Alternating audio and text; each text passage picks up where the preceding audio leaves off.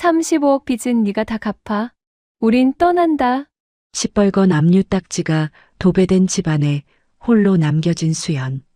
시댁 식구들이 35억 원의 빚 대신 적선하듯 던지고 간 건 쓸모없는 돌산 계약서 한 장뿐이었습니다. 하지만 절망도 잠시.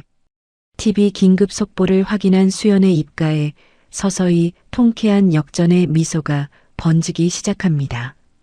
그들이 쓰레기 취급하며 조롱하듯 버린 그 돌산이 사실은 대한민국을 뒤흔들 천문학적 가치의 보물지도였으니까요. 벼랑 끝에 내몰렸던 며느리에서 절대 권력의 심판자로 각성한 수연의 서늘한 반격. 지금 바로 시작합니다. 독하게 마음먹은 수연의 통쾌한 복수를 응원하신다면 이야기 시작 전 구독과 좋아요 꼭 눌러주세요. 남편분 연대보증 채무 35억 원, 오늘부로 경매 개시 및 압류 절차가 진행됩니다. 검은 양복을 입은 집행관들의 무자비한 선고와 함께 시뻘건 압류 딱지가 냉장고며 텔레비전이며 가리지 않고 들러붙기 시작했습니다. 심지어 애지중지하던 아이의 낡은 피아노 위에까지. 거실 전체가 핏빛 종이로 뒤덮인 그 흉측한 풍경이 한 여자의 인생을 통째로 집어삼킬 줄은 아무도 몰랐습니다.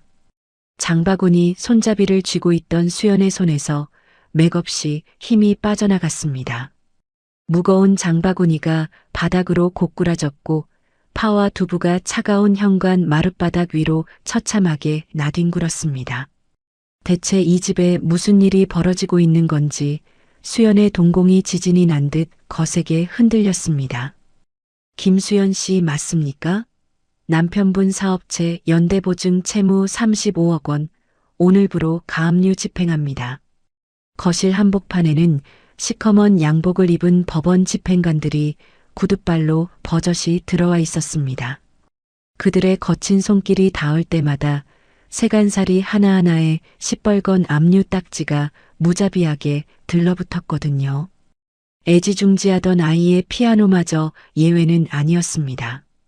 수연은 다리에 힘이 풀려 그 자리에 털썩 주저앉고 말았습니다. 가압류라니요? 보증이라니요? 전 제 인감도장 내어준 적 없습니다. 수연이 핏기가 가신 얼굴로 소리쳤습니다. 하지만 집행관은 아무런 표정 변화 없이 완벽하게 위조된 인감증명서를 수연의 코앞에 들이밀었거든요. 등줄기를 타고 서늘한 식은땀이 훅 흘러내렸습니다. 눈앞이 캄캄해지는 것을 간신히 버티던 바로 그때 주머니 속 스마트폰이 짧게 진동한 겁니다. 부모 없이 자란 티 내지 말고 내 빚 35억 다 떠안아줘서 고마워. 우린 뜬다. 식탁 위 똥땅은 위자료니까 파먹고 살든가. 화면을 가득 채운 민석의 문자 메시지에 수연은 숨이 턱 막혀왔습니다. 믿었던 남편과 시어머니가 자신을 철저하게 기만한 겁니다. 그 막대한 빚을 고스란히 떠넘긴 채 해외로 야반도주를 해버린 참이었죠. 불과 일주일 전만 해도 민석은 수연의 발밑에 무릎을 꿇고 비로한 눈물을 쥐어짰었거든요. 여보, 딱 일주일만 시간 줘. 내 명에 돌려놓고 당신 고생한 거 다 갚을게. 나 한 번만 믿어줘. 그 간악한 혓바닥에 속아 넘어간 대가가 바로 20벌건 압류 딱지 밭이었습니다. 헛웃음조차 나오지 않았습니다. 돈 앞에서는 부모 자식도 부부의 연도 없다더니 딱 그 짝이었거든요. 사람의 탈을 쓰고 아내를 총알바지로 내세우다니 하늘이 두 쪽이 나도 천벌을 받아 마땅한 노릇이었죠. 수연이 비틀거리며 안방으로 뛰어들어가서 금고 다이얼을 미친 듯이 돌렸습니다. 굳게 닫혀있던 철문이 열리는 순간 수연의 얼굴이 돌처럼 굳어버렸습니다. 금고 안에는 먼지 한 톨 남지 않은 텅 빈 공간뿐이었습니다. 얼굴이 화끈거리고 목 근육이 뻣뻣하게 굳어가던 바로 그 순간이었죠. 법원 집행관들이 시뻘건 딱지를 붙이고 돌아가기가 무섭게 이번에는 바깥 현관문이 뜯겨나갈 듯 거칠게 흔들리기 시작했습니다. 악랄한 사채업자들의 빚 독촉까지 이어진 것입니다. 안에 숨어 있는 거 다 알아. 남편 놈이 35억 원 들고 튄 거 우리가 모를 줄 알아? 등신같이 당하고만 있지 말고 당장 문 열어. 사채업자들의 살벌한 악담이 집안의 공기를 날카롭게 찢어놓았습니다. 당장이라도 문을 부수고 들어올 기세였거든요. 보통 사람이라면 구석에 숨어 사시나무 떨듯 오열했을 겁니다. 하지만 수연의 눈동자는 거세게 흔들리다가 이내 차갑게 가라앉았습니다. 수연은 바닥에 떨어져 있던 가족사진 액자를 사정없이 밟아 부숴버렸습니다. 날카로운 유리 파편이 사방으로 튀어올랐지만 수연의 서늘한 시선은 오직 한 곳에만 꽂혀 있었죠. 바로 시댁 식구들의 조롱 문자가 여전히 밝게 빛나고 있는 스마트폰 화면이었습니다. 배신감으로 파르르 떨리던 수연의 손이 이내 그 전화기를 부서져라 단단히 움켜쥐었습니다. 더 이상의 헛된 눈물이나 망설임 따위는 조금도 남아있지 않았거든요. 그녀는 거침없이 화면을 터치해 며칠 전 시댁의 수상한 자금 흐름을 상담했던 담당 수사관의 번호를 눌렀습니다. 짧은 신호음 끝에 수화기 너머로 익숙한 목소리가 들려오자 수연이 얼음장처럼 차가운 목소리로 입을 열었죠. 네, 반장님. 제 남편의 35억 사기 및 사문서 위조 증거 지금 당장 넘기겠습니다. 비참하게 버려진 며느리의 독한 반격이 마침내 그 서늘한 막을 올린 겁니다. 지능범죄수사대 수사관과의 짧고 허망한 통화가 끝난 직후였습니다. 시뻘건 압류 딱지가 도배된 거실에는 수연의 거친 숨결만이 무겁게 내려앉아 있었습니다. 어떻게든 명백한 명의도용 증거를 지금 당장 찾아내야만 하는 절박한 참이었죠. 그 강박이 수연의 온몸을 옥죄고 있었거든요. 그녀는 떨리는 손으로 난장판이 된 식탁 위를 미친 듯이 뒤지기 시작했습니다. 무언가 단서가 될 만한 종이 쪼가리라도 남아있을까 싶어 식탁볼을 쓸어내리던 참이었습니다. 수연의 메마른 손끝에 거칠고 낡은 질감의 서류 봉투 하나가 묵직하게 걸려든 겁니다. 민석이 도망치기 직전 보란듯이 식탁 정중앙에 던져두고 간 조악한 누런 봉투였습니다. 숨이 턱 막혀오는 것을 느끼며 간신히 봉투의 입구를 열어젖혔습니다. 그 안에서 빛바랜 종이 뭉치 하나와 삐뚤빼뚤하게 갈겨 쓴 쪽지 한 장이 바닥으로 미끄러지듯 떨어졌습니다. 10년 전 시어머니 박 여사가 기획부동산의 얄팍한 상술에 보기 좋게 속아 넘어가 사들였던 강원도 돌산의 등기권리 증이었습니다. 깎아지른 절벽에 풀 한 폭이 제대로 자라지 않아 아무도 거들떠보지 않던 악성 재고 중의 흉물이었거든요. 그 위로 툭 떨어진 쪽지에는 시어머니 박 여사의 악독한 저주가 선명하게 적혀 있었습니다. 근본도 없이 자란 것. 내 아들 35억 빚 다 떠안아줘서 고맙다. 위자료로 이 똥땅 남기니까 평생 흙이나 파먹고 살아라. 그 끔찍하고도 모욕적인 글귀를 읽어내려간 수연의 목 근육이 돌덩이처럼 굳어들어갔습니다.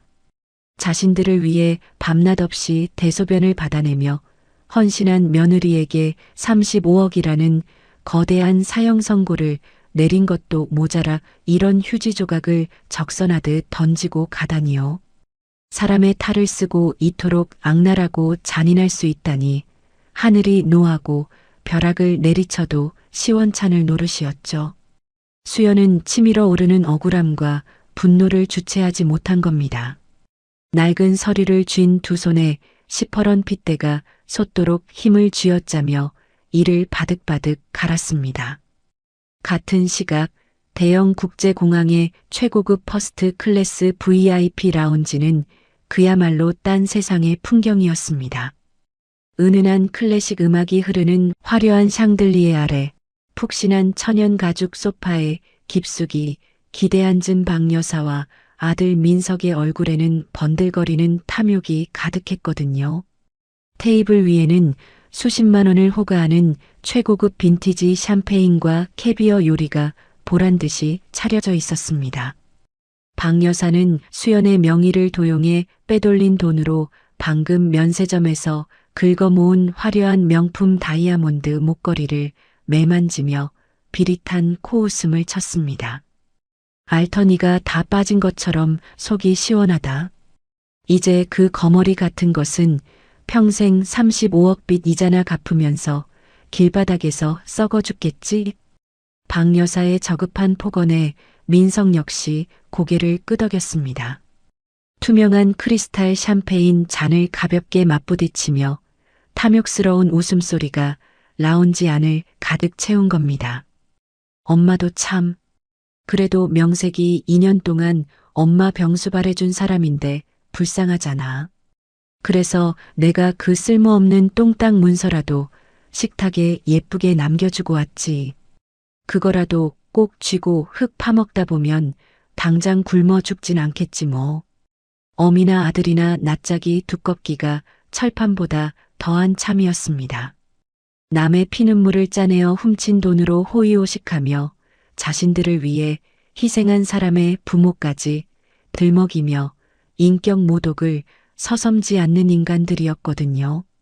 시아버지의 약값을 벌어보겠다고 밤낮 없이 마늘을 까느라 지문마저 달아버린 수연의 거친 손을 그들은 시궁창 냄새가 난다며 조롱하던 자들이란 말입니다. 지금 그들이 들이켜는 달콤한 샴페인이 훗날 뼈저린 절망을 안겨줄 족쇄가 될 줄은 꿈에도 모른 채 승리감에 도취되어 시시덕거리는 꼴이라니 참으로 뻔뻔하기 짝이 없었죠. 이 오만한 모자의 범죄 행각은 이제 돌이킬 수 없는 강을 건너버린 겁니다. 그 시각 수연은 명의도용의 구체적인 물증을 찾아내기 위해 민석의 서재를 미친 듯이 파헤치고 있었습니다. 겹겹이 쌓인 서류 뭉치들을 바닥으로 내동댕이 치고 육중한 나무 서랍장을 통째로 뒤집어 엎으며 거친 숨을 몰아쉬었거든요. 서랍장 안에 물건들이 쏟아져 내렸지만 정작 수연이 애타게 찾는 은행 보안 카드나 대출 관련 서류는 단 한 장도 보이지 않았습니다. 시어머니의 비싼 한약을 지어 바치느라 밑창이 다른 10,000원짜리 시장 구두를 꿰매신던 수연의 지난 세월이 무색하게 방 안은 처참한 쓰레기장으로 변해가고 있었던 겁니다. 그녀의 초점 잃은 시선이 다급하게 책상 밑에 데스크톱 컴퓨터 본체를 향한 참이었습니다. 수연은 다리에 힘이 풀리려는 것을 억지로 버텼습니다. 본체의 덮개를 거칠게 뜯어냈거든요. 드러난 컴퓨터의 내부는 참혹할 만큼 텅 비어 있었습니다. 경찰의 자금 추적과 IP 조회를 완벽하게 따돌리기 위해 민석이 하드 디스크는 물론이고 메인보드의 주요 부품까지 모조리 떼어내어 달아나 버린 겁니다. 수연의 핏기 없는 입술 사이로 절망 어린 탄식이 쏟아졌습니다. 이 악마 같은 인간들, 내 인생을 통째로 시궁창에 처박아 놓고 먼지 한 톨 안 남기고 튀었어. 등줄기를 타고 끈적하고 서늘한 식은땀이 흘러내렸습니다. 당장 민석의 출국을 막기 위해서는 이 사기극을 증명할 단 1%의 흔적이라도 필요했거든요. 수연은 현관에 구겨져 있던 낡은 구두를 꺾어 신고 닫힌 문을 박차고 밖으로 뛰쳐나갔습니다. 차가운 겨울바람이 그녀의 뺨을 칼날처럼 스치고 지나갔지만 가슴속에서 끓어오르는 시뻘건 분노를 식혀주기에는 턱없이 부족한 상황이었습니다. 숨이 턱에 닿도록 캄캄한 아스팔트 위를 내달린 수연이 도착한 곳은 민석이 35억의 거액 대출을 일으킨 주거래 은행 영업점이었습니다. 육중한 유리문을 거칠게 밀치고 들어서자마자 대출 창구를 향해 돌진하듯 다가갔거든요. 번쩍이는 대리석 바닥 위로 흙탕물이 묻은 수연의 초라한 구두가 처참한 대비를 이루고 있었습니다. 수연은 떨리는 두 주먹으로 단단한 대리석 데스크를 내리치며 애원했습니다. 제발 보안실 CCTV 한 번만 확인해 주세요. 어제 남편이 제 대리인이라며 찾아왔을 때 분명 제가 쓴 적도 없는 위조 위임장을 냈을 겁니다. 제 목숨이 걸린 일이에요. 제발 한 번만 돌려봐 주십시오. 목에서 피맛이 날 정도로 절규하는 수연의 외침이 은행 안을 울렸지만 투명한 아크릴, 가림막 너머에 앉은 은행원은 귀찮은 기색을 숨기지도 않았습니다. 그들은 모니터에서 눈길조차 떼지 않았습니다. 고객님, 여기서 이렇게 소란 피우시면 영업방해로 경찰 부릅니다. 수사기관의 정식 압수수색 영장이 없이는 가족이라 할지라도 타인의 방문 기록이나 CCTV를 열람하는 것은 법적으로 절대 불가합니다. 마치 거대한 얼음벽에 가로막힌 듯한 차갑고 건조한 거절이었습니다. 억울한 피해자인 수연의 피눈물은 안중에도 없이 법과 매뉴얼이라는 장벽이 사기꾼 민석에게 완벽한 도망의 시간을 벌어주고 있었거든요. 힘없는 서민이 거대한 금융 시스템 앞에서 철저하게 짓밟히고 묵살당하는 참으로 비통한 노릇이었죠. 수연은 하얗게 질린 얼굴로 마른 침을 삼키며 쫓겨나듯 은행 문을 나설 수밖에 없었습니다. 수연이 마지막 남은 이성의 끈을 부여잡고 달려간 곳은 인근 경찰서의 경제범죄 수사팀이었습니다. 형광등 불빛이 매섭게 내리쬐는 비좁은 사무실 안 그녀는 구겨진 땅 문서와 조롱 문자가 찍힌 스마트폰을 수사관의 책상 위로 거칠게 쏟아냈습니다. 형사님, 제발 저 인간들 비행기부터 띄우지 못하게 막아주세요. 제 인감을 도둑질해서 35억을 대출받고 해외로 도망치고 있다고요. 수연의 다급한 호소에도 불구하고 키보드를 두드리던 수사관은 귀찮다는 듯 서류 뭉치를 옆으로 밀어 던지며 깊은 한숨을 내쉬었습니다. 김수연 씨, 아무리 억울하셔도 부부 사이의 일 아닙니까? 본인의 인감과 신분증이 도난당했다는 것을 입증할 객관적 물증이 지금 당장 책상 위에 없지 않습니까? 이런 일방적인 정황 고발만으로는 당장 남편분의 출국 금지를 요청할 법적 근거가 성립되지 않습니다. 기계적이고 냉혹한 법의 심판대 앞에서 수연의 두 다리는 완전히 풀려버리고 말았습니다. 그녀를 지켜주어야 할 국가의 법망조차 증거 불충분이라는 이유로 시어머니와 민석의 완벽한 범죄에 면죄부를 쥐어주고 있었거든요.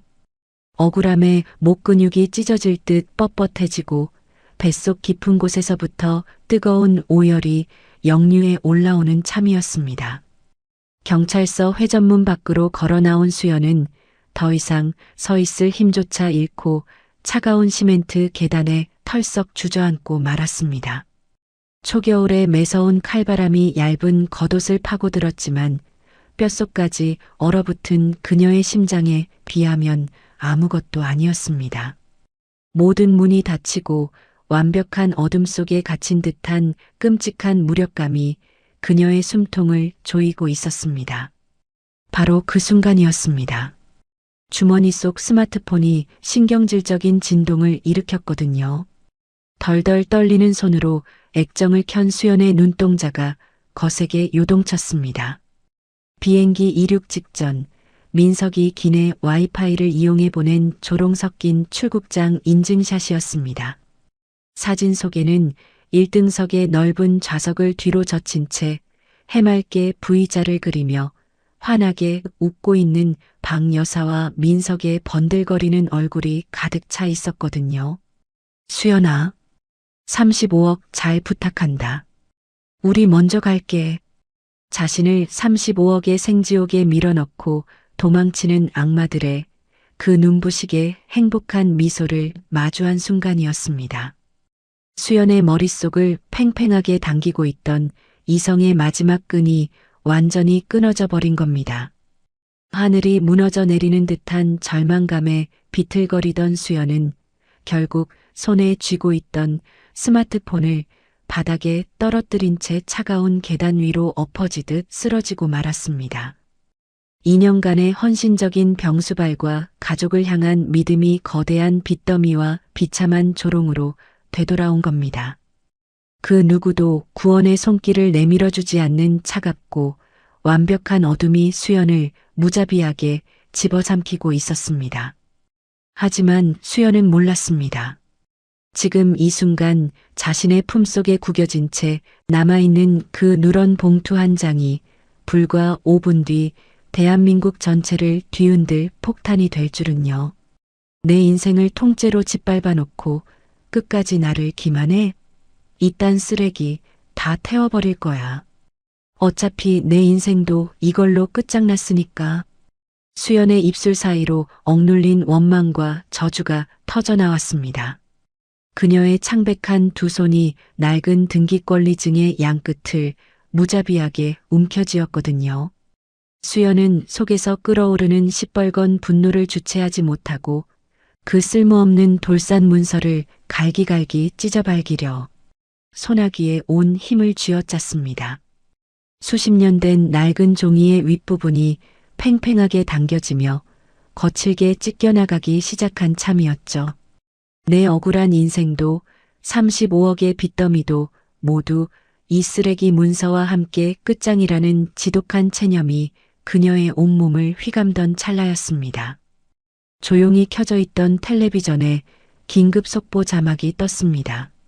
놀란 수연이 황급히 리모컨으로 볼륨을 올리자 뉴스 앵커의 목소리가 어두운 방 안을 가득 채웠습니다. 정규 방송을 끊고 등장한 긴급 속보 자막이 어두운 거실을 시뻘겋게 물들인 겁니다. 수연은 찢어지기 일보 직전인 종이 뭉치를 쥔 채 뻣뻣하게 굳은 고개를 텔레비전 쪽으로 돌렸습니다. 뉴스 앵커의 격앙된 목소리가 흘러나왔습니다. 행정구역상 강원도 산 777번지 일대가 1,000억 원대 보상이 거론되는 신도시 개발 후보지로 확정되었습니다. 수연은 미친 듯이 떨리는 손으로 낡은 등기권리증을 확인했습니다. 시어머니가 위자료랍시고 던지고 간 쓰레기, 바로 그 돌산 777번지와 주소가 완벽하게 일치했습니다. 수연의 두 손이 거짓말처럼 허공에서 딱 멈춰 섰습니다. 숨이 턱 막혀오고 심장이 미친 듯이 뛰기 시작한 겁니다. 텔레비전 화면에는 붉은색 펜으로 동그랗게 칠해진 거대한 위성 지도가 떠올라 있었습니다. 아나운서의 곁에 선 경제 전문가가 흥분을 감추지 못하는 붉은 얼굴로 지도의 특정 지번을 짚으며 열변을 토하고 있었거든요. 네, 바로 이 구역입니다. 행정구역상 강원도 돌산 777번지 일대인데요.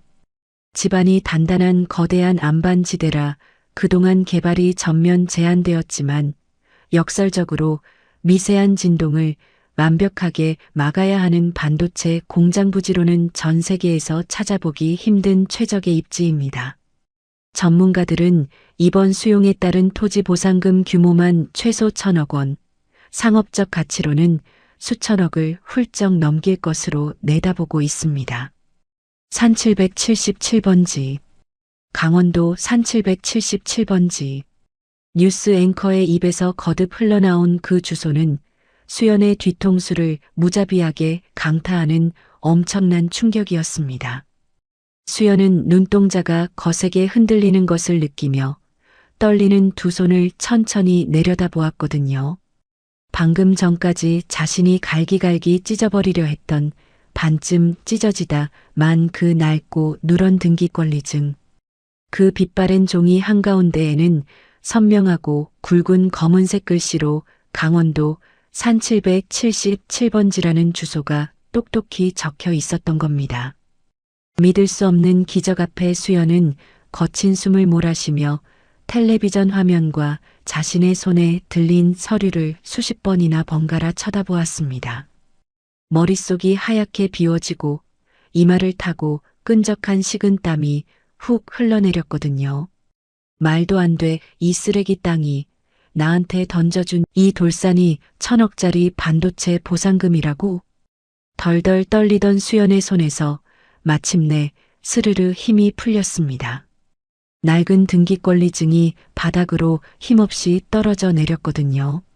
바닥에 나뒹구는 그 누런 종이는 더 이상 시어머니가 며느리를 모욕하기 위해 던지고 간 적선이 아니었습니다.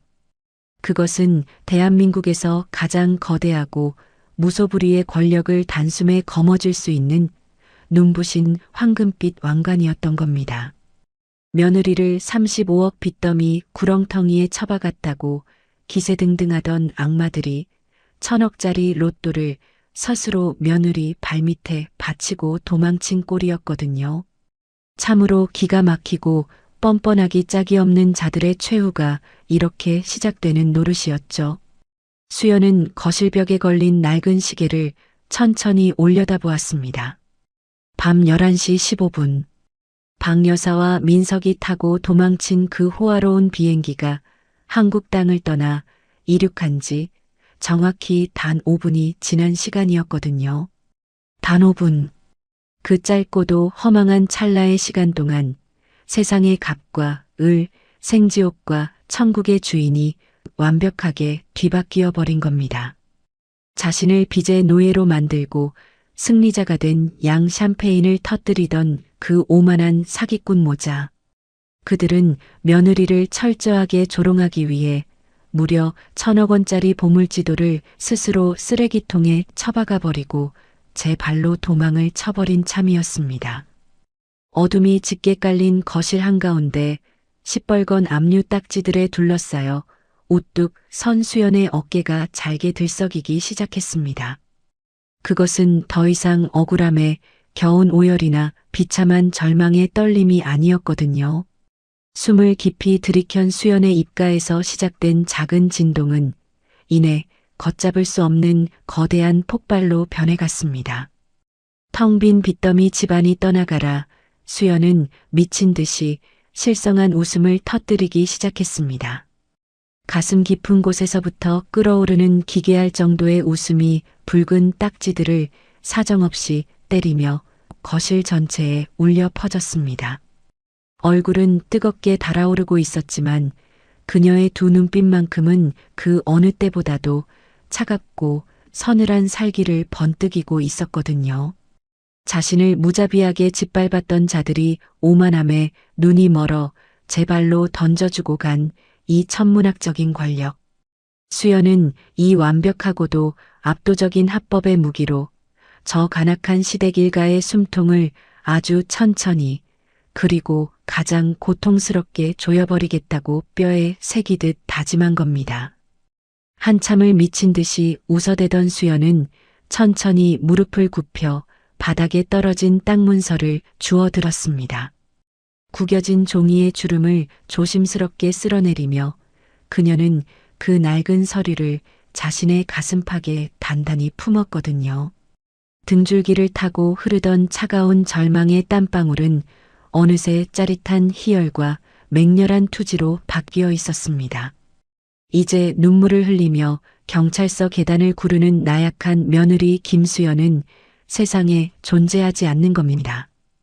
하지만 수연이 아직 모르는 것이 하나 있었습니다. 대한민국에서 가장 비싸고 사나운 로펌의 사냥개들을 돈으로 사들이는 그 잔혹하고도 우아한 반격이 불과 몇 시간 뒤면 현실이 된다는 사실을 며칠의 시간이 어떻게 흘러갔는지 모를 지독한 폭풍 전야가 지나고 매서운 칼바람이 몰아치는 강원도의 험준한 돌산 정상이었습니다. 수연이 위태로운 발걸음으로 그 척박한 꼭대기에 우뚝 서 있었거든요. 그녀가 딛고 선 곳은 다름 아닌 그 쓸모없던 돌산 시댁 일가가 쓰레기처럼 던지고 도망쳤으나 이제는 1,000억 원의 황금알을 품은 거대한 반도체 클러스터의 중심지인 산 777번지였습니다.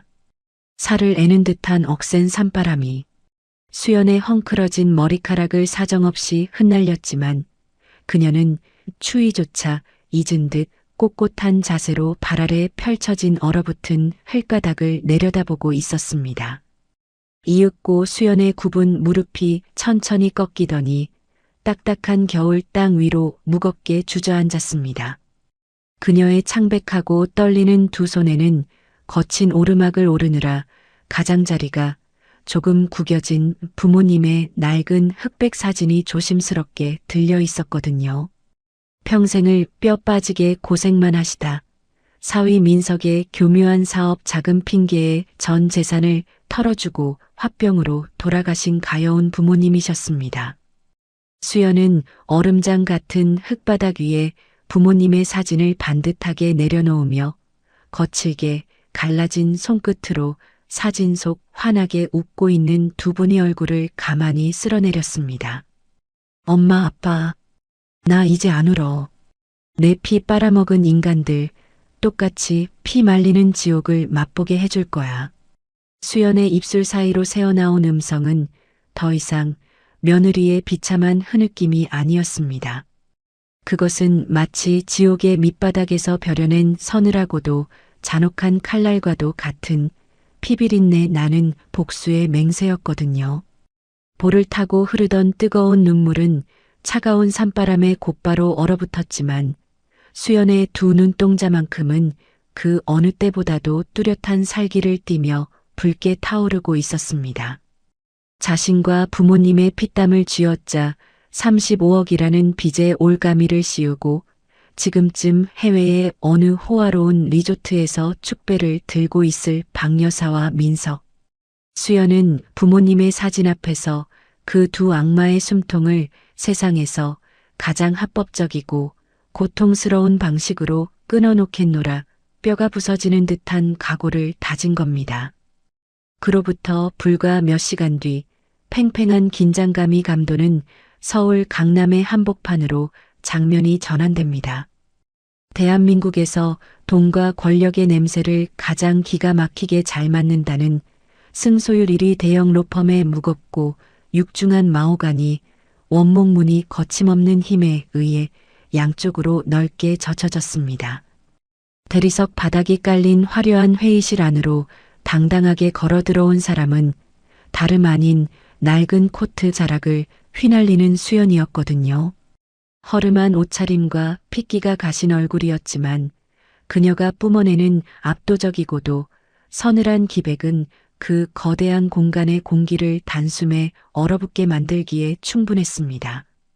맞은편 상석에 거만한 자세로 다리를 꼬고 앉아있던 수석 변호사는 불청객의 초라한 행색을 위아래로 훑어보며 코웃음을 쳤습니다.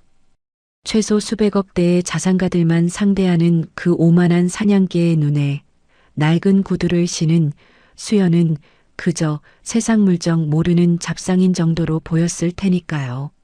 저희 로펌은 웬만한 사건은 취급하지 않습니다만 보아하니 수임료가 꽤 비쌀 텐데 감당하시겠습니까? 변호사의 입술 끝에 매달린 노골적인 비웃음과 조롱이 회의실 안을 불쾌하게 맴돌았습니다. 하지만 수연의 얼굴에는 단 한 점의 동요나 굴욕감도 스치지 않았거든요. 오히려 그녀의 차가운 눈매가 가늘어지며 맹수가 먹잇감을 노리듯 매섭게 번뜩인 겁니다. 수연은 말없이 품속에서 두툼한 서류 뭉치를 꺼내어 투명하고 두꺼운 유리 테이블 한가운데로 묵직하게 내려놓았습니다. 잠깐의 정적이 흘렀습니다. 변호사의 얄팍한 비웃음이 얼음처럼 굳어버린 순간이었죠. 수연이 1,000억 원대 보상 확정 공문과 땅 문서를 테이블 위에 보란듯이 깔아버렸습니다. 이게 내 담보입니다. 선임 계약은 지금 당장 하죠. 내 남편과 시어머니, 자본과 법으로 빠져나갈 구멍 없이 숨통을 조여주세요. 성공 보수는 원하는 만큼 꽂아드리겠습니다.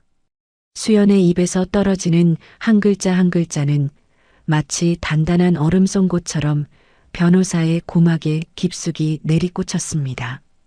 테이블 위에 깔린 서류들은 다름 아닌 강원도 돌산 777번지의 토지 수용 보상까지 정부 공문과 1,000억 원의 가치를 증명하는 막대한 감정평가서, 그리고 민석이 수연의 명의를 도용해 일으킨 35억 원의 불법 담보대출 증빙 자료들이었거든요.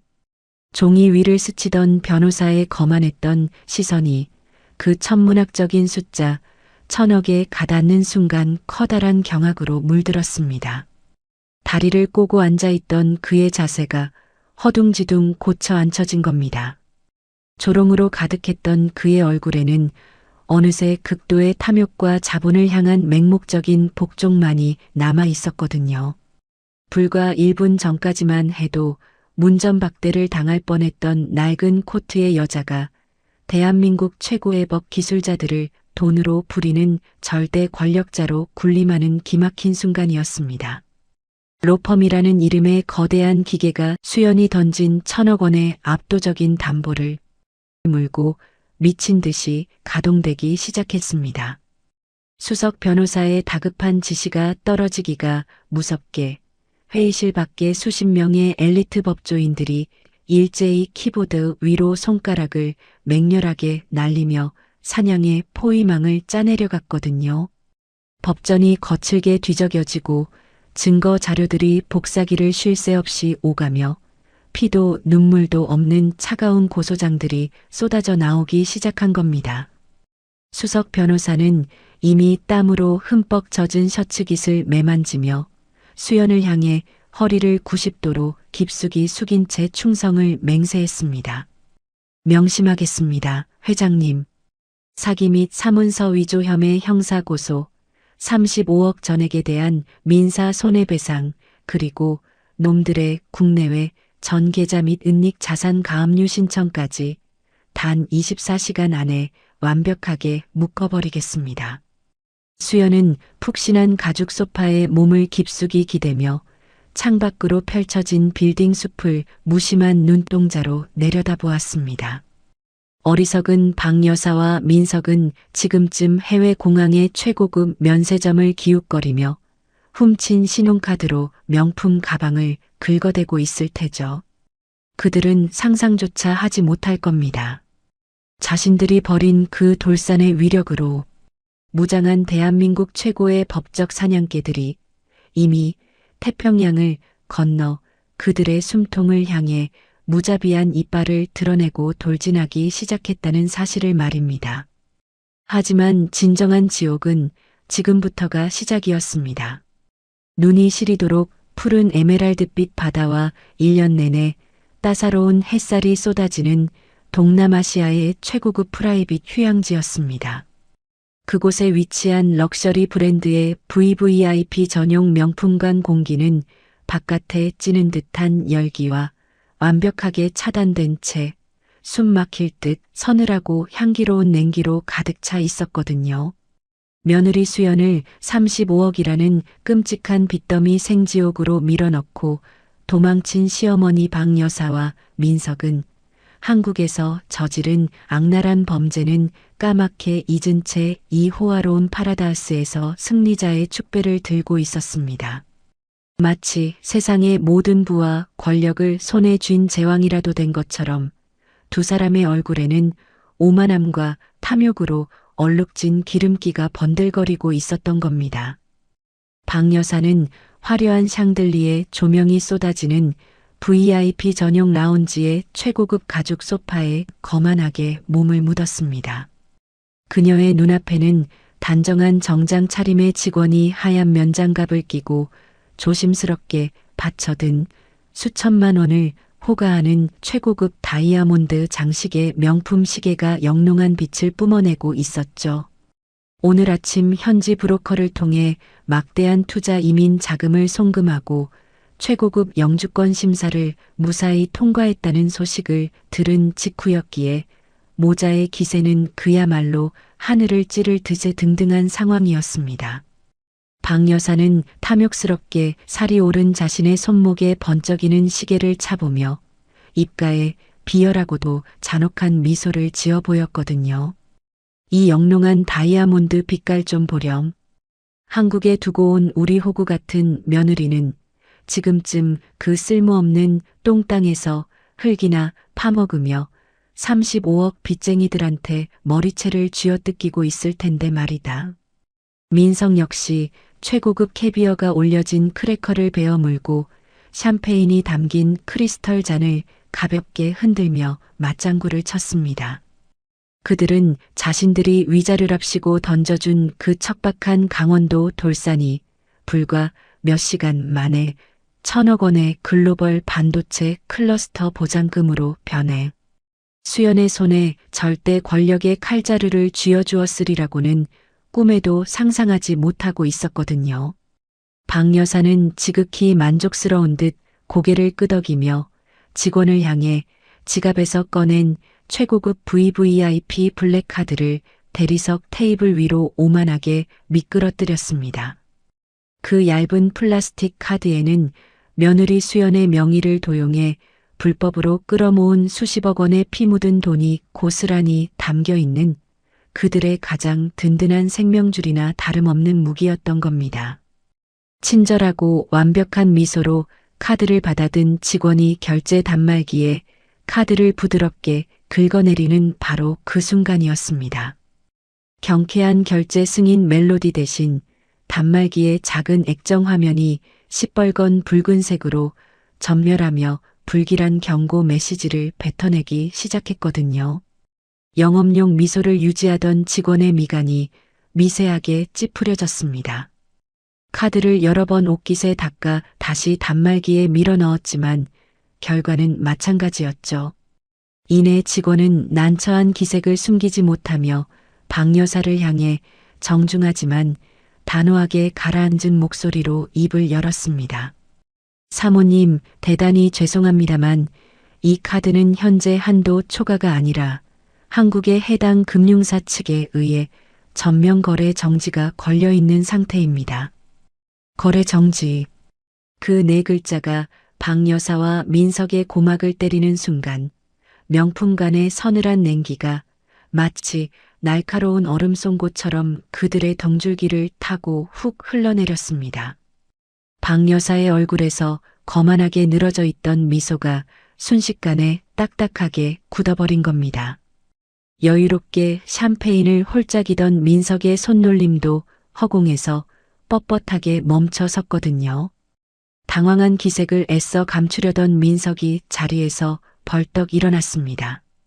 미간을 잔뜩 찌푸린 채 자신의 최고급 악어가죽 지갑을 거칠게 열어젖히고는 안에 꽂혀있던 프리미엄 신용카드들을 종류별로 모조리 꺼내어 유리 진열대 위로 신경질적으로 쏟아냈거든요. 수십 장의 플라스틱 카드들이 단단한 유리 표면 위로 처참하게 흩어지는 모습이란 그 자체가 이미 몰락의 전조나 다름없었습니다. 기계가 고장 난 거 아니야? 여기 있는 카드 종류별로 다 다시 긁어봐. 내 통장에 꽂혀 있는 현금이 얼만데 감히 VIP한테 거래 정지라는 소리를 해? 민석이 목에 시뻘건 핏대를 세우며 윽박질렀지만 직원의 손을 거친 그 어떤 카드도 끝끝내 결제 승인 창을 띄우지 못했습니다. 그 멍청한 악당들이 알 턱이 없었죠. 1,000억 원의 막대한 자금력을 등에 업은 수연이 대한민국 최고 대형 로펌의 무자비한 법 기술자들을 움직여 단 몇 시간 만에 거대한 글로벌 금융 차단망의 덫을 완벽하게 가동했다는 사실을 말입니다. 한국의 국내 최고 수준의 실시간 이상거래 탐지 시스템이 그들의 해외 결제망을 소름 돋을 정도로 정교하게 차단해버린 데다 로펌에서 긴급으로 신청한 전 계좌 가압류 결정문이 시중은행의 시스템을 모조리 틀어막아버린 겁니다. 수십억의 불법 자금이 예치된 그들의 통장은 이제 단 1원조차 마음대로 빼낼 수 없는 완벽하게 밀봉된 콘크리트 무덤이나 다름없는 깡통으로 전락해버린 노릇이었죠. 민석의 이마 위로 굵은 식은땀이 비 오듯 맺히기 시작했습니다. 비정상적으로 요동치는 심장 박동이 얇은 실크 셔츠 밖으로도 선명하게 느껴질 지경이었거든요. 입술이 바싹 타들어가고 호흡이 거칠어지며 알 수 없는 거대한 공포가 그의 목을 서서히 조여오고 있었습니다. 박 여사 역시 방금 전까지 손목에 감겨있던 수천만 원짜리 시계를 빼앗기듯 직원에게 돌려주고는 극도로 불안하게 흔들리는 동공으로 주변을 두리번거렸습니다. 자신들이 겹겹이 쌓아 올린 얄팍하고 추악한 모래성이 밑바닥부터 처참하게 무너져 내리고 있음을 본능적으로 직감하는 찰나였습니다. 그 순간 라운지의 육중한 유리문이 거칠게 열리며 제복을 입은 수사관들이 들이닥쳤습니다. 1,000억 원대 보상금과 얽힌 35억 원의 특경법상 사기 및 사문서 위조 혐의였습니다. 현지 수사기관에 의해 즉각적인 신원 확인이 진행됐고 두 사람은 국제사법 공조에 따라 출국 금지 조치되었으니 모든 자산을 동결하고 조사에 협조하라는 날벼락 같은 통보를 받았습니다. 박 여사는 손에 쥐고 있던 명품백을 떨어뜨리며 대리석 바닥에 속절없이 주저앉았고 며느리가 쳐놓은 거대한 법의 그물에 갇혔음을 깨달은 민석의 얼굴은 하얗게 질려버렸습니다. 방금 전까지만 해도 대한민국 최고 상류층을 행세하며 샴페인을 들이켜던 그녀의 핏기 가신 입술 사이로 절망과 공포에 짓눌린 끔찍한 비명이 터져나왔습니다. 이게 도대체 무슨 소리야? 자산 동결이라니? 출국 금지라니? 민서가 당장 변호사 불러. 아니, 말 좀 해봐. 한국의 빚더미로 처박아둔 수연이 그것이 도대체 무슨 수로 우리 돈줄을 이렇게 한 번에 싹 다 막아버렸다는 거야.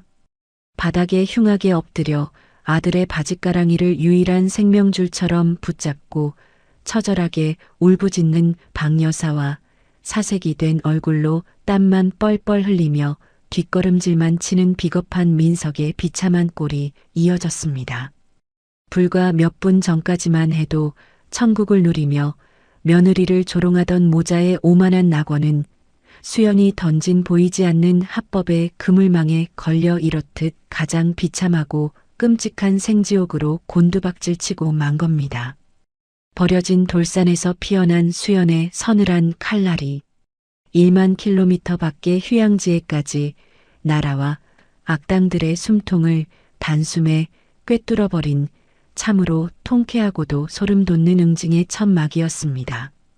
하지만 이것은 시작에 불과했습니다. 돈줄이 끊긴 모자 사이에서 피어오를 진짜 지옥은 이제부터였거든요. 에어컨은커녕 빛바랜 선풍기 한 대조차 제대로 돌아가지 않는 동남아시아 외곽의 후미진 빈민가 싸구려 여관방이었습니다. 천장에는 시커먼 곰팡이가 흉물스럽게 피어있고 코를 찌르는 시큼한 악취와 숨통을 조이는 찌는 듯한 습기가 좁은 방안을 가득 채우고 있었습니다. 불과 며칠 전까지만 해도 최고급 VIP 라운지에서 수천만 원짜리 명품을 긁어대던 박 여사와 민석이 수십억 원의 불법 자금이 몽땅 동결되고 빈털터리가 되어 쫓겨난 마지막 도피처였거든요. 최고급 실크 드레스를 걸치고 오만하게 샴페인을 마시던 박 여사는 이제 땀방울에 흠뻑 절어버린 쉰내 나는 옷차림으로 삐걱거리는 낡은 매트리스 위에 흉하게 널브러져 있었습니다. 현지 풍토병에 걸린 것인지 아니면 극심한 스트레스로 인한 심리적 붕괴 때문인지 열병에 시달리던 그녀의 입술 사이로 가래가 잔뜩 끓는 고통스러운 기침이 쉴 새 없이 터져 나오고 있었던 겁니다. 민서가 애미 목마르다. 속이 새카맣게 타들어가서 죽을 것 같아. 시원한 물 한 모금만 제발 물 좀 다오. 박 여사가 쩍쩍 갈라져 피가 맺힌 입술을 달싹이며 허공을 향해 바싹 마른 손을 허우적거렸습니다. 하지만 돌아오는 것은 끈적하고 무거운 침묵뿐이었거든요. 단돈 1,000원짜리 현지 지폐 한 장조차 남아있지 않은 상황에서 시원한 생수 따위는 그들에게 사치 중의 사치였습니다. 착한 며느리 수연의 피를 빨아먹고 도망친 악당들의 최후치고는 참으로 비참하기 짝이 없는 노릇이었죠. 그런데 그 어두운 방구석 한편에서 어머니의 고통스러운 신음을 차갑게 내려다보는 뱀 같은 두 눈동자가 번뜩이고 있었습니다. 바로 다름 아닌 친아들 민석이었거든요. 그는 열에 들뜬 어머니를 걱정하기는커녕 오히려 그녀가 고통에 지쳐 깊은 선잠에 빠져들기만을 초조하게 기다리고 있었습니다. 박 여사의 거친 숨소리가 점차 잦아들고 얕은 수면 상태에 접어들자 민석은 소리 없이 자리에서 일어났습니다. 발소리를 죽인 채 어머니가 웅크리고 누워있는 침대 곁으로 다가간 겁니다. 그는 떨리는 땀찬 손으로 박 여사의 품속을 짐승처럼 뒤지기 시작했거든요. 수연의 35억을 가로채고 도망칠 때 박 여사가 혹시 모를 비상사태를 대비해 속옷 안주머니에 꿰매어 숨겨두었던 마지막 남은 순금 가락지들과 비상금 지폐 가리고 어머니의 여권이 그의 썩어빠진 목표물이었습니다. 어머니의 체온이 고스란히 남아있는 금부치와 여권을 낚아챈 민석의 입가에 비열하고도 잔혹한 안도의 미소가 번졌습니다. 훔친 물건들을 자신의 낡은 배낭 깊숙이 쑤셔넣고는 지퍼를 거칠고 단단하게 닫아버렸거든요. 엄마 미안해. 나라도 살아야지. 돈도 없이 다 늙고 병든 엄마까지 달고 뛰다간 타국에서 둘 다 길거리에 나앉아 객사해. 내가 혼자 빠져나가서 자리 잡으면 그때 다시 부를게. 자신을 위기에서 구하려 며느리를 35억의 지옥으로 내몰았던 친어머니를 이제는 자신이 살기 위해 시궁창 같은 빈민가에 버리고 떠나는 기막힌 폐륜의 현장이었습니다. 은혜를 원수로 갚는 짓을 대물림이라도 하듯 아들이 제 어미에게 똑같이 되돌려주는 꼴이었거든요. 그렇게 민석은 열병에 신음하는 늙은 어미를 싸구려 여관방에 홀로 내팽개친 채 뒤도 돌아보지 않고 도망치듯 방을 빠져나간 겁니다. 그로부터 몇 시간 뒤 후덥지근한 공기가 맴도는 현지 국제공항의 출국장 앞이었습니다. 민석은 눈을 푹 눌러 쓴 모자와 땀에 젖은 마스크로 얼굴을 반쯤 가린 채 초조한 기색이 역력한 걸음걸이로 검색대를 향해 다가가고 있었습니다. 자신의 여권으로는 출국이 불가능할지도 모른다는 극도의 불안감에 휩싸인 그는 어머니 박 여사의 여권과 신분을 이용해 브로커가 알려준 얄팍한 꼼수로 위장 탑승을 시도할 참이었거든요. 온몸에 솜털이 쭈뼛서고 등줄기를 타고 굵은 식은땀이 쉴 새 없이 흘러내렸습니다. 하지만 여기서 무조건 빠져나가지 못하면 수연이 쳐놓은 1,000억짜리 거대한 법에 그물망에 영원히 갇혀버릴 것이라는 본능적인 공포가 민석의 이성을 완전히 집어삼켜버린 상황이었습니다. 출입국 관리 직원이 무심한 표정으로 민석이 내민 여권을 건네받아 스캐너 기계에 밀어 넣는 바로 그 찰나였습니다. 경쾌한 통과 알림 대신 직원의 모니터 화면 전체가 시뻘건 붉은색으로 무섭게 전멸하며 불길한 경고를 토해내기 시작했거든요. 무표정하던 직원의 눈빛이 순식간에 매의 발톱처럼 매섭게 돌변했습니다. 책상 아래에 숨겨진 비상호출 버튼을 거칠게 짓누른 겁니다.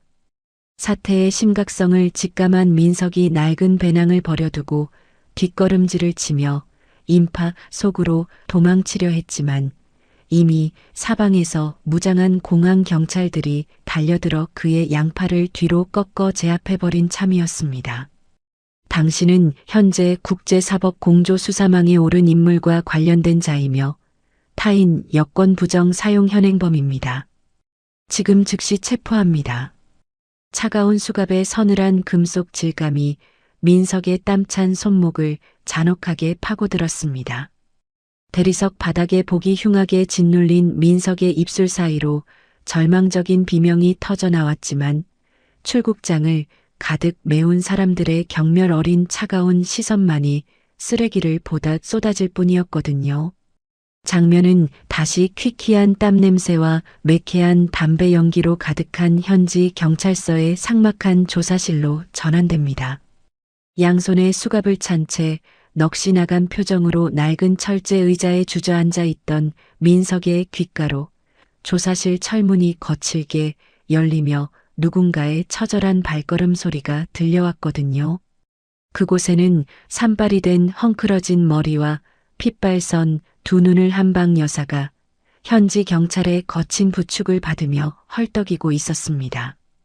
여간방에서 깨어나 아들이 자신의 마지막 생명줄을 모두 훔쳐 달아났다는 사실을 깨닫고 반쯤 미쳐버린 그녀가 경찰의 신원 확인 연락을 받고 이 지옥 같은 조사실로 끌려온 겁니다. 조사실 중앙에서 아들의 비참한 몰골을 마주한 박 여사의 전신이 사시나무 떨리듯 거칠게 진동하기 시작했습니다. 그녀는 괴기스러운 신음을 흘리며 비틀비틀 다가가더니 수갑을 찬 채 고개를 푹 숙이고 있는 민석의 뺨을 향해 온 체중을 실은 손바닥을 사정없이 날렸거든요. 민석의 고개가 반대편으로 흉하게 꺾여버렸습니다. 박 여사의 손자국이 시뻘겋게 부어오른 아들의 뺨을 바라보며 그녀는 핏물이 맺힌 목소리로 악다구니를 쏟아냈습니다. 이 짐승만도 못한 거사. 내가 널 살리겠다고, 내 아들 하나 어떻게든 살려보겠다고 그 착하고 만만한 며느리 피까지 모조리 빨아먹고 35억을 훔쳤는데 네가 어떻게 어미의 마지막 남은 숨통을 끊어놓고 혼자 살겠다고 튀어. 네가 그러고도 사람이야. 하지만 민석의 반응은 박 여사의 가슴에 더 크고 날카로운 대못을 박아버렸습니다. 맞은 뺨을 일그러뜨린 민석이 눈알을 희번득거리며 수갑을 찬 양팔을 거칠게 휘둘러 제 어머니의 앙상한 어깨를 무자비하게 밀쳐버린 겁니다. 딱딱한 콘크리트 바닥으로 볼품없이 나동그라진 어머니를 향해 민석은 조금의 죄책감도 없이 짐승 같은 고함을 내질렀거든요. 그러게 왜 늙고 병들어서 내 발목을 잡아.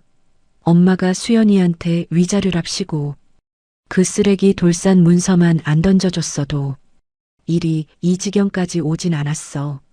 다 엄마가 멍청하게 굴어서 우리가 이 꼴이 된 거잖아. 억울하면 엄마도 나버리든가. 조사실 바닥에 처참하게 내동댕이 쳐진 박 여사는 자신의 목숨보다 귀하게 여겼던 아들의 입에서 쏟아지는 소름 끼치는 원망과 저주에 그만 넋을 잃고 말았습니다. 서로를 끔찍하게 아끼며 며느리를 빚의 지옥으로 내몰았던 악당 모자가 이제는 완벽하게 무너진 신뢰 속에서 서로의 살점을 물어뜯는 끔찍한 투견으로 전락해버린 노릇이었죠.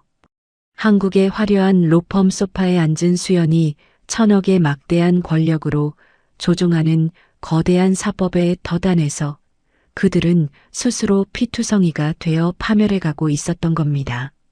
하지만 이 조사실의 비명은 앞으로 그들을 기다리는 진짜 지옥에 비하면 서막에 불과했습니다. 지옥 같았던 동남아시아의 퀴퀴한 도피처에서 짐승처럼 서로의 살점을 뜯어먹던 끔찍한 막이 내리고 어느덧 3년이라는 서늘하고도 잔혹한 세월이 훌쩍 흘러버렸습니다. 그 짧고도 긴 시간 동안 1,000억 원이라는 천문학적인 보상금을 완벽하게 손에 쥔 수연은 대한민국 경제계와 거대 유통망을 쥐락펴락하는 무소불위의 포식자로 진화해 있었거든요. 반면 타국의 썩은 시궁창을 전전하며 불법 체류자 신분으로 연명하던 박 여사와 민석은 결국 현지 경찰의 끈질긴 추적 끝에 덜미가 잡혀 범죄인 인도 조약에 따라 한국으로 강제 송환을 당하고 만 겁니다. 장면은 매서운 겨울바람이 칼날처럼 몰아치는 대형 국제공항의 삭막한 입국장으로 전환됩니다. 불과 3년 전 수연의 명의를 도용해 빼돌린 돈으로 수천만 원짜리 명품을 휘감고 오만하게 출국장을 빠져나갔던 두 악당의 모습은 온데간데 없었습니다. 이제 그들은 본래의 형체를 알아볼 수 없을 정도로 찢어지고 악취가 진동하는 누더기를 걸친 채 양손이 포승줄에 묶여 질질 끌려오고 있었거든요. 출입국 관리소의 차가운 대리석 바닥 위로 두 사람의 앙상한 무릎이 무참하게 꺾이며 강제로 꿀려졌습니다. 건조하고 무심한 표정의 출입국 관리 직원이 수십 장에 달하는 두툼한 법원 판결문과 압류 서류 뭉치를 모자의 눈앞에 가차없이 내던졌습니다. 무거운 서류가 바닥에 부딪히며 흩어지는 모습은 마치 그들의 남은 인생을 완전히 끊어놓는 사형 집행관의 선고나 다름없었죠. 이름 방영숙, 김민서. 두 사람 앞으로 지난 3년간 켜켜이 쌓인 민사 손해배상 청구액과 악성사채로 넘어가 눈덩이처럼 불어난 법정 최고 연체 이자를 모두 합쳐서 정확히 70억 원입니다. 이 천문학적인 빚을 당장 변제하지 못하면 당신들은 평생을 감옥에서 썩거나 채권자들에게 쫓겨 길거리를 떠돌아야 할 겁니다. 70억 원. 과거 만만한 며느리에게 뒤집어 씌웠던 35억의 빚이 수연의 정교한 법적 설계와 지독한 이자 폭탄을 맞고 무려 2배로 불어나 거대한 괴물이 되어버린 겁니다. 그 끔찍한 숫자를 두 눈으로 확인한 박 여사의 동공이 찢어질 듯 팽창했습니다. 파랗게 질려 갈라진 입술 사이로 거친 호흡이 쉴 새 없이 터져나왔거든요. 민성 역시 이마를 타고 끈적하고 차가운 식은땀을 쏟아내며 덜덜 떨리는 두 손으로 떡진 자신의 머리칼을 미친 듯이 쥐어뜯었습니다. 수연이 치밀하게 쳐놓은 거대하고도 합법적인 빚의 거미줄에 완벽하게 포위되어 단 한 발자국도 도망칠 수 없는 철저한 파멸의 늪에 빠져버린 노릇이었죠. 가까스로 긴급 구속을 면하고 거대한 빚더미를 떠안은 채 한겨울 거리로 나앉게 된 모자는 당장 오늘 밤 얼어 죽지 않기 위해 처절하게 발버둥을 쳐야만 했습니다. 단돈 몇 푼이라도 갚는 신용을 해서 실형을 피하기 위해서이기도 했거든요. 칼바람이 살점을 도려내는 듯한 자정 무렵이었습니다. 도망칠 곳을 완전히 잃어버린 박 여사와 민석이 바닥에 굴러다니는 벼룩시장의 9일란을 뒤진 끝에 찾아온 곳은 경기도 외곽에 위치한 거대한 야간 상하차 물류센터였습니다. 칠흑 같은 어둠 속에서 하역장의 거대한 철문이 흉하게 열렸고 트럭 매연과 시멘트, 먼지가 뒤섞인 매캐한 공기가 모자의 폐부를 사정없이 찔러온 겁니다. 물류센터 한 구석에 마련된 낡은 컨테이너 사무실 안 피로와 땀에 찌든 인력 소장이 두 사람의 초라한 행색과 시뻘건 압류 딱지 기록이 붙은 등본을 번갈아 훑어보며 비릿한 콧방귀를 뀌었습니다.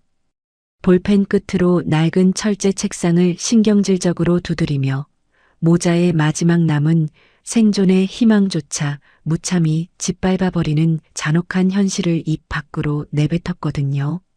당신들 두 사람 신용불량에 온갖 통장 압류가 다 걸려있던데 여기서 뼈 빠지게 밤새워서 무거운 박스 날라봤자 법적으로 떼어주는 최저 생계비 딱 185만 원 빼고는 남는 돈 10원짜리 하나 없어. 당신들 월급의 나머지 전부 다 당신들을 올가맨 그 최대 채권자 통장으로 매달 자동 압류돼서 꽂히는 시스템이야. 뭐 그마저도 꼬우면 지금 당장 나가서 길바닥에서 얼어 죽든가. 알지? 최대 채권자. 그 이름 없는 거대한 권력자가 자신들의 목줄을 틀어쥐고 피땀을 빨아먹는 지옥의 절대자라는 사실을 까맣게 모른 채 모자는 살아남기 위해 굴욕적으로 고개를 주걱거려야만 했습니다. 이윽고 영하 15도를 밑도는 혹한의 야간 하역장으로 내몰린 두 사람은 얇은 작업복 사이로 스며드는 한기에 사시나무 떨듯 떨며 컨베이어 벨트 위로 쏟아지는 무거운 짐들을 맨몸으로 받아내야만 했거든요. 먼지와 굉음이 진동하는 작업장 한가운데서 노쇠한 박 여사가 자신의 몸무게 절반에 달하는 30kg짜리 거대한 화물 박스를 앙상한 어깨에 무리하게 짊어지는 순간이었습니다. 박 여사의 늙고 연약한 관절이 비명을 지르듯 무너져 내렸습니다. 폐부가 짓눌려 터져나오는 고통스러운 단말마가 그녀의 파란 입술을 비집고 새어나왔거든요. 한 걸음을 뗄 때마다 달아빠진 무릎이 무참히 꺾이고 거칠게 갈라진 손가락 사이로 검붉은 핏방울이 배어 나오기 시작한 겁니다.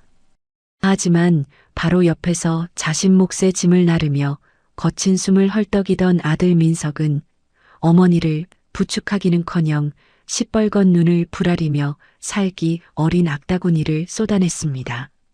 어머니, 빨리빨리 좀 안 움직여.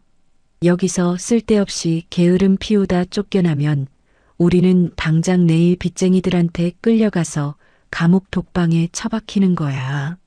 나한테 70억 빚만 잔뜩 남겨놓고 내 인생 망쳐놨으면 늙어서 뼈가 부서지는 한이 있어도 박스라도 똑바로 나르란 말이야.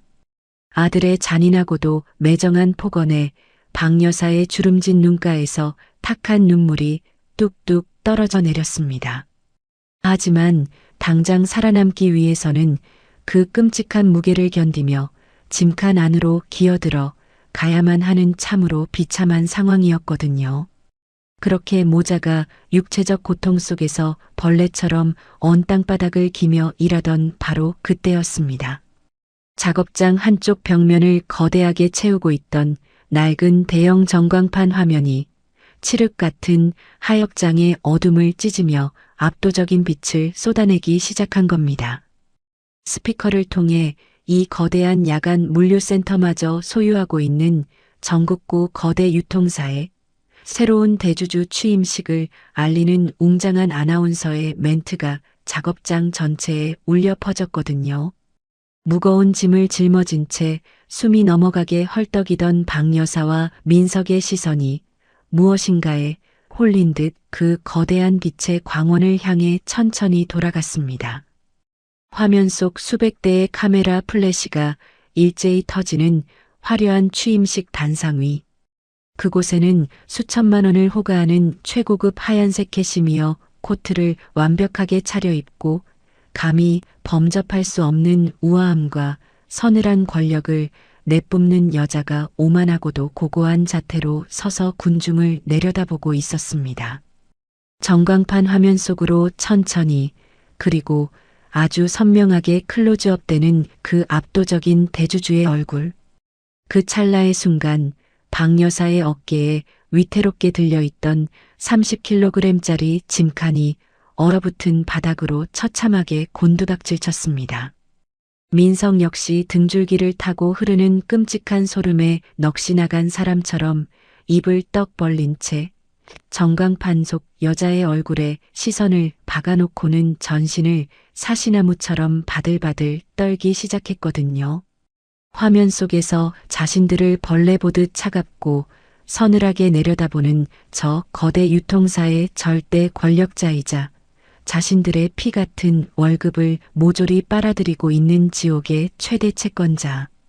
그 무소불위 권력자의 정체는 다름 아닌 3년 전 자신들이 35억의 빚더미에 처박아 두고 쓰레기 똥땅이나 파먹으라며 비웃고 조롱했던 그 만만하고 가여운 며느리인 김수연이었기 때문입니다. 말도 안 돼. 저 여자가 도대체 수연이가 왜 저 자리에? 자신들이 매일 밤 뼈가 부서져라 짐을 나르고 채찍질을 당하는 이 지옥 같은 거대 물류센터가 온전히 수연의 소유라는 사실. 자신들의 피땀 묻은 노동력이 일원 하나 남김없이 고스란히 수연의 발밑으로 헌납되고 있다는 이 끔찍하고도 완벽한 진실.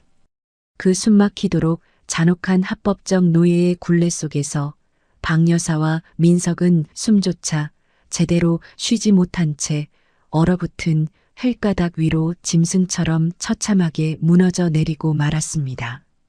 하지만 전광판 속 수연의 서늘한 미소가 예고하는 것은 이것보다 훨씬 더 잔혹한 직접 대면이었습니다.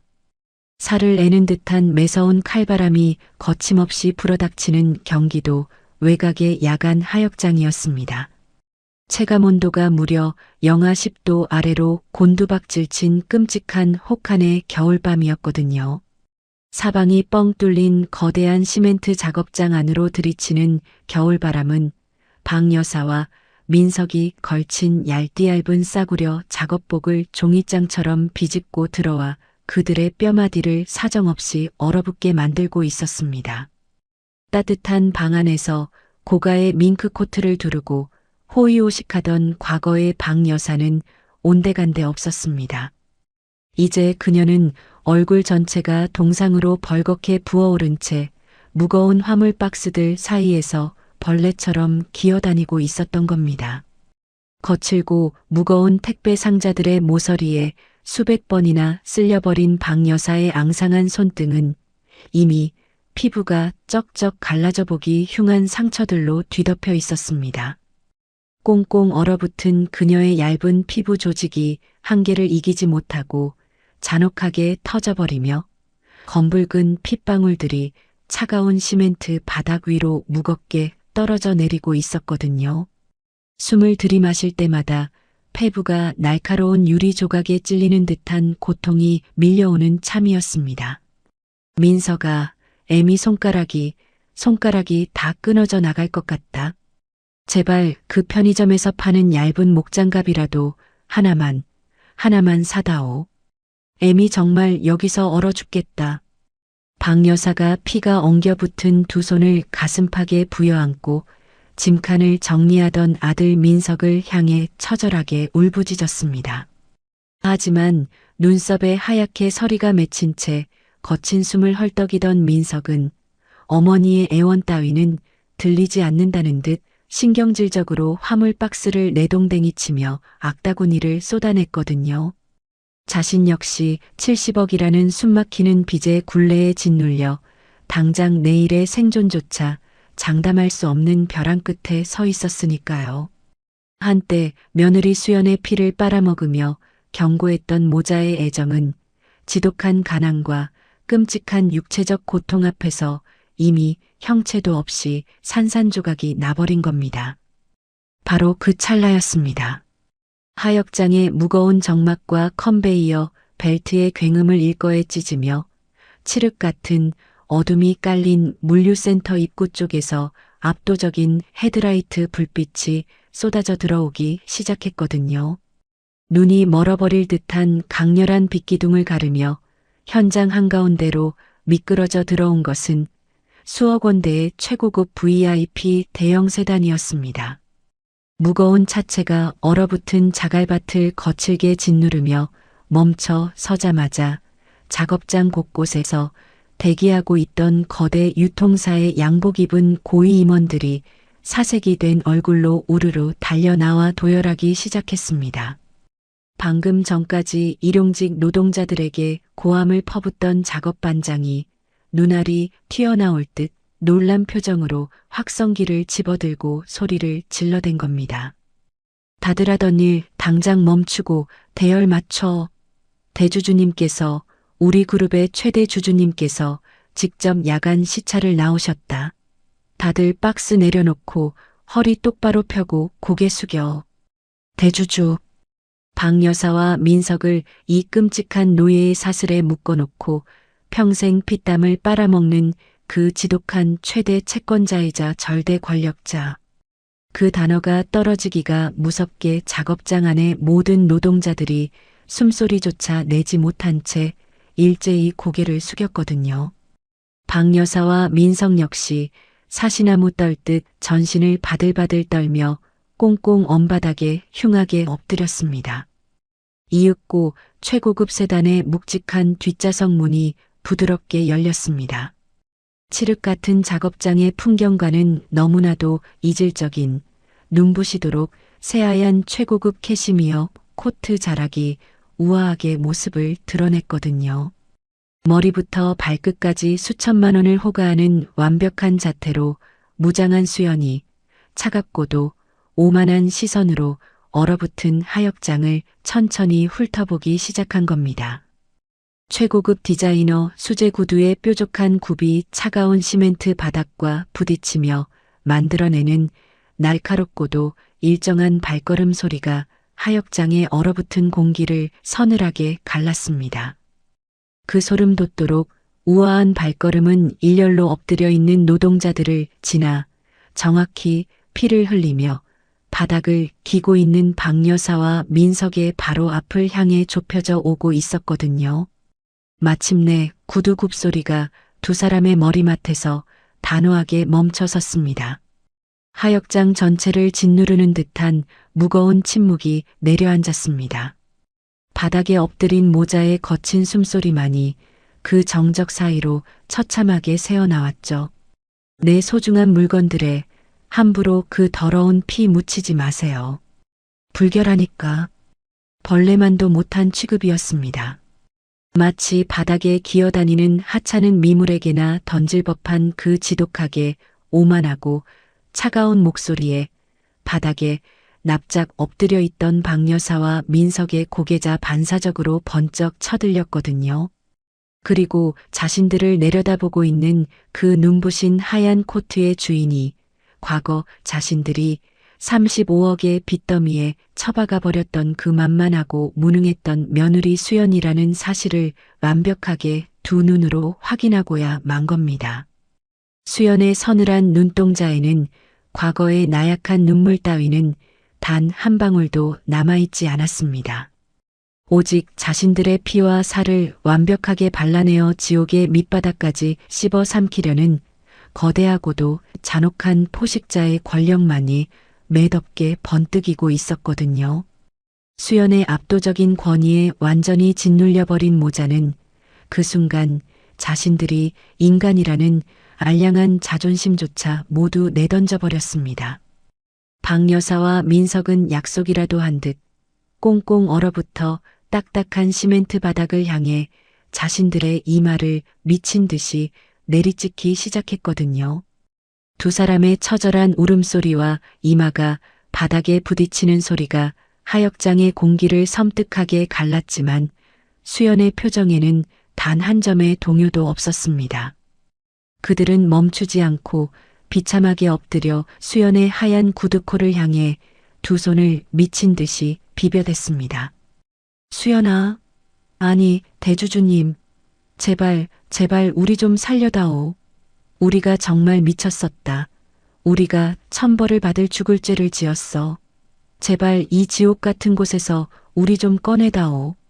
자신들이 위자료랍시고 던진 돌산 문서가 천억의 칼날이 되어 돌아올 줄은 꿈에도 몰랐던 악당들의 뼛속까지 비참하고도 처절한 항복 선언이었습니다.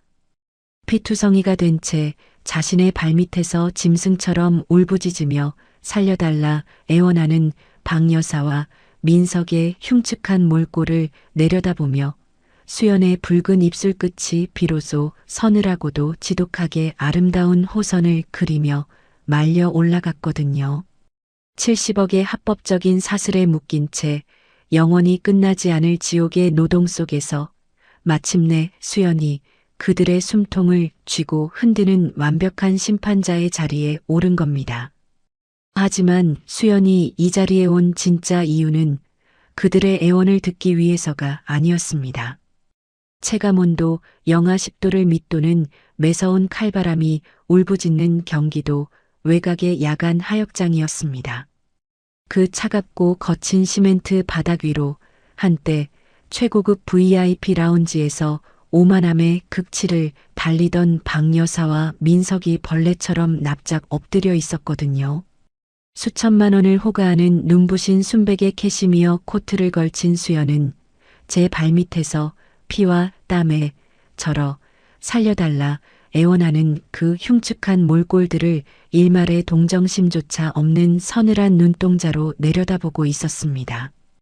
자신을 35억의 빚더미 지옥에 밀어넣고 샴페인을 터뜨리며 조롱하던 자들이 이제는 완벽하게 입장이 뒤바뀌어 자신의 하얀 구두코에 이마를 찌으며 자비를 구걸하고 있는 기막힌 상황이었죠. 수연의 붉은 입술 사이로 비릿하고도 차가운 조소가 흘러나왔습니다. 그녀는 뒤에 도열해 있던 수행 비서를 향해 가볍고 건조한 손짓을 보냈거든요. 수연의 무심한 신호가 떨어지기가 무섭게 비서가 품 안에서 매끄러운 고급 가죽 서류철을 꺼냈습니다. 그리고 얼어붙은 바닥에 엎드린 민석의 눈앞으로 두툼한 서류 한 장을 가차없이 던져내렸거든요.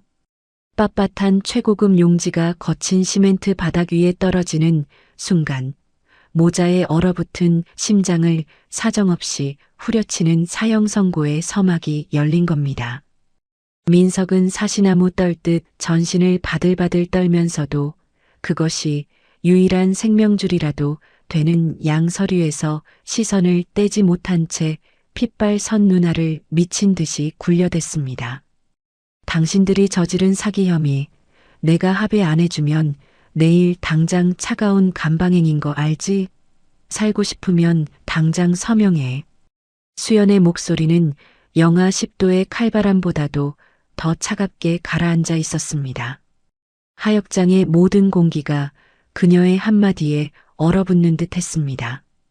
그녀가 던진 서류는 단순한 합의서가 아니었습니다. 단 하루라도 물류센터의 짐을 나르지 않으면 즉시 철창 신세를 져야 하는 평생토록 쳇바퀴를 돌려야만 하는 지옥의 노예 계약서이자 그들의 숨통을 영원히 틀어지는 족쇄였습니다. 어머님과 당신 둘이서 매달 이 물류센터에서 내리는 할당량을 완벽하게 채우면 감옥에 처박히는 것만은 면하게 해주지. 수연의 입에서 흘러나오는 한 글자 한 글자는 마치 뾰족하게 벼려낸 얼음 조각이 되어 민석의 고막을 잔혹하게 찢어발겼습니다. 감옥, 구속, 그 끔찍하고도 파괴적인 단어들이 뇌리를 때리는 순간 민석의 머릿속에서는 마지막 남은 알량한 자존심이나 체면 따위는 이미 형체도 없이 증발해버리고 만 겁니다. 민석은 비서가 내민 차가운 금속 장식의 만년필을 동상에 걸려 파랗게 질린 두 손으로 낚아챘습니다. 얼어붙은 손가락이 마음대로 움직이지 않아 펜을 쥔 소나기가 기괴하게 뒤틀렸지만 민석은 거친 숨을 헐떡이며 서류의 하단 서명란에 자신의 이름을 미친 듯이 갈겨싸기 시작했거든요. 날카로운 펜촉이 고급 종이 표면을 거칠게 긁고 지나가는 그 몇 초가 민석이 자신의 남은 인생을 통째로 수연에게 넘겨버리는 순간이었습니다. 그렇게 조항 하나 제대로 읽어보지 못하고 맹목적인 생존 본능으로 서명을 마친 민석을 향해 수연이 서늘하고도 잔혹한 목소리로 마지막 독소 조항의 대못을 박아 넣었습니다. 단 명심해. 하루라도, 단 하루라도 당신들이 갚아야 할 그날의 변제의 칼당량을 못 채우면 이 합의는 즉시 파기야. 그 즉시 당신들 모자는 차가운 감방 독방으로 직행하는 거고. 내 말 무슨 뜻인지 알지? 숨이 턱 막히는 끔찍한 조건이었습니다. 아플 수도 다칠 수도 심지어 늙고 병들어서도 안 되며 오직 수연을 위해 평생 무거운 짐을 나르는 노예 기계로 살아야만 한다는 가장 합법적이고도 잔혹한 족쇄였거든요. 수연은 서명이 완료된 합의서를 비서를 통해 걷어들이고는 단 한 번의 뒤돌아봄도 없이 우아한 구두 굼소리를 남기며 최고급 세단에 올라탔습니다. 육중한 차문이 닫히고 압도적인 엔진음과 함께 수연의 차가 하역장의 어둠 속으로 완전히 자취를 감춘 겁니다. 수연이라는 거대한 절대 권력자가 남기고 간 짙은 공포가 거치자마자 꽁꽁 언바닥에 납작 엎드려 있던 박 여사의 몸이 한계에 다다른 듯 흉하게 무너져 내렸습니다. 극도의 긴장감이 풀리면서 척추가 끊어질 듯한 극심한 허리 통증이 몰려온 박 여사는 차가운 시멘트 바닥 위로 거칠게 나동그라지며 고통스러운 신음을 토해냈거든요. 피가 엉겨붙은 두 손으로 자신의 허리를 부여잡은 채 파랗게 질린 입술을 달싹이며 아들 민석을 향해 애처로운 구원의 눈빛을 보냈습니다.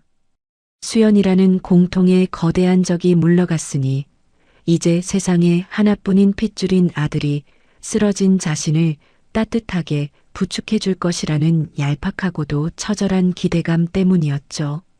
하지만 바닥에 주저앉아 합의서의 사본을 뚫어져라 노려보던 민석의 눈빛은 이미 인간의 것이 아니었습니다.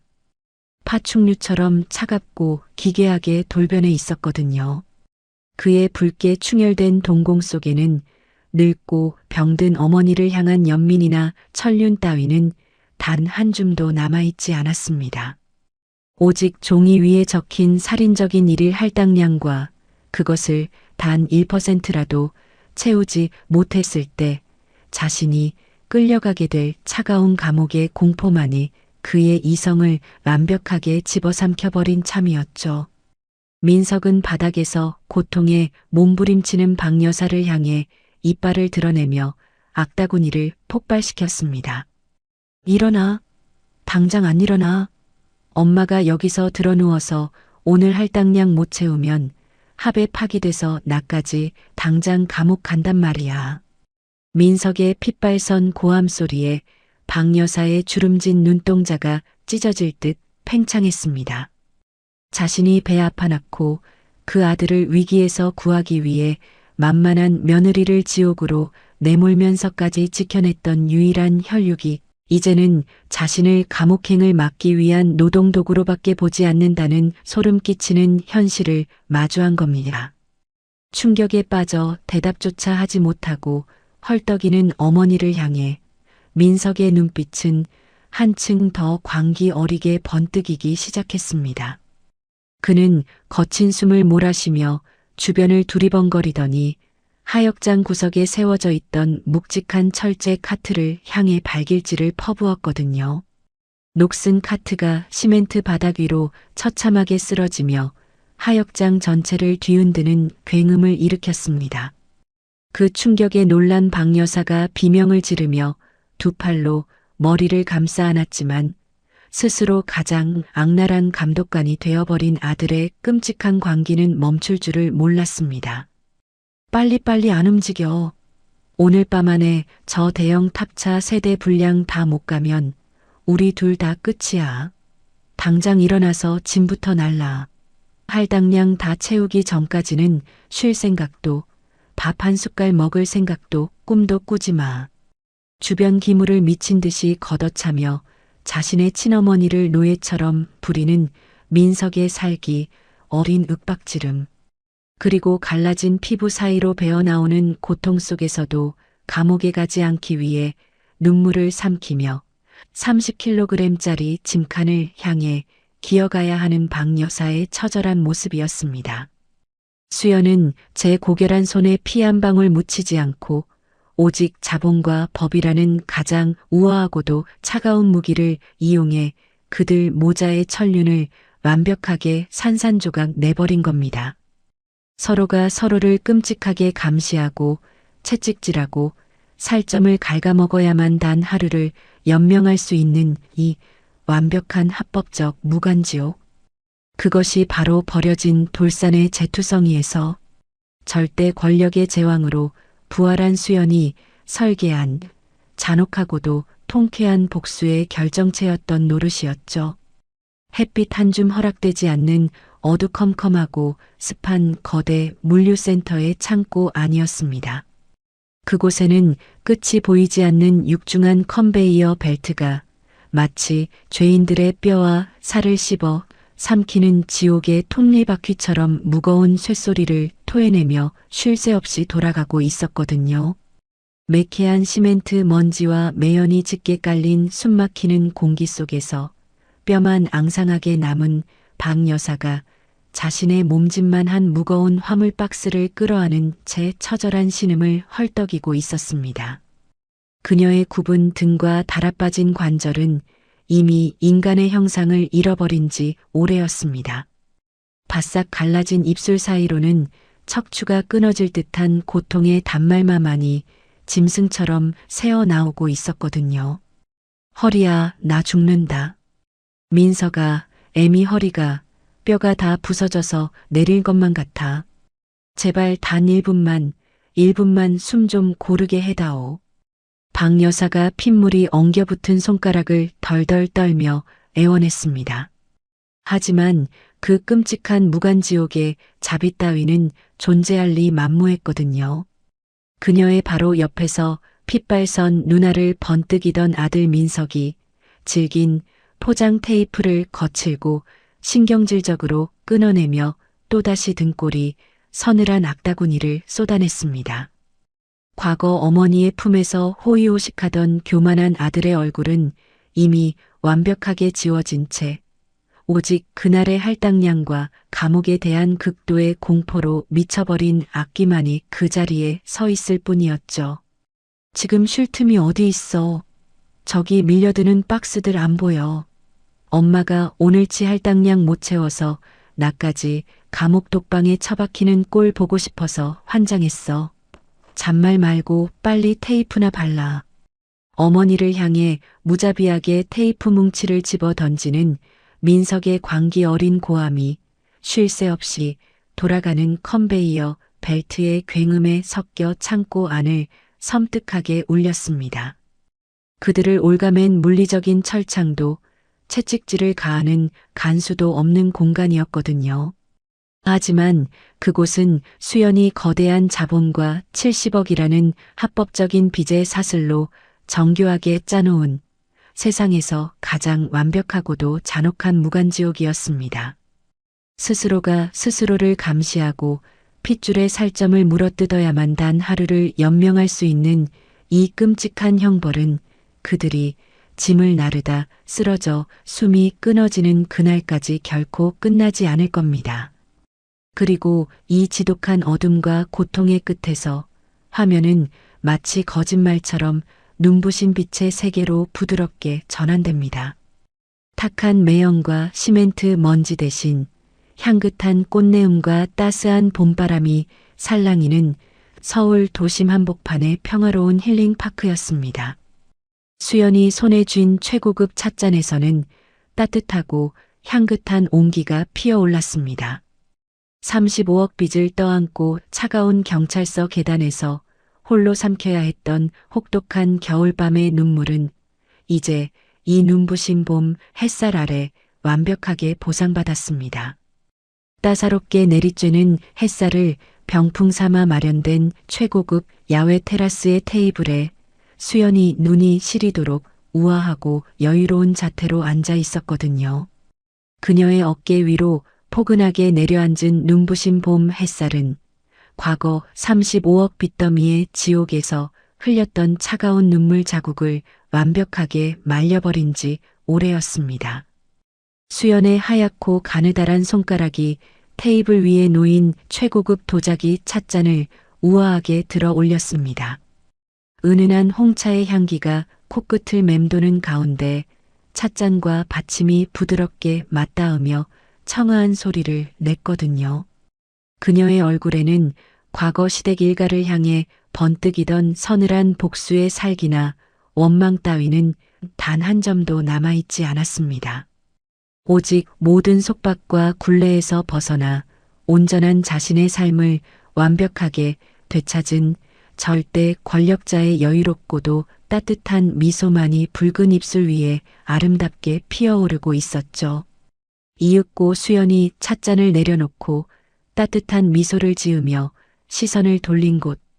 그곳에는 과거 부모님의 피눈물이 서려 있던 강원도 땅의 보상금으로 세워진 눈부시게 아름답고 거대한 건물이 자리 잡고 있었습니다.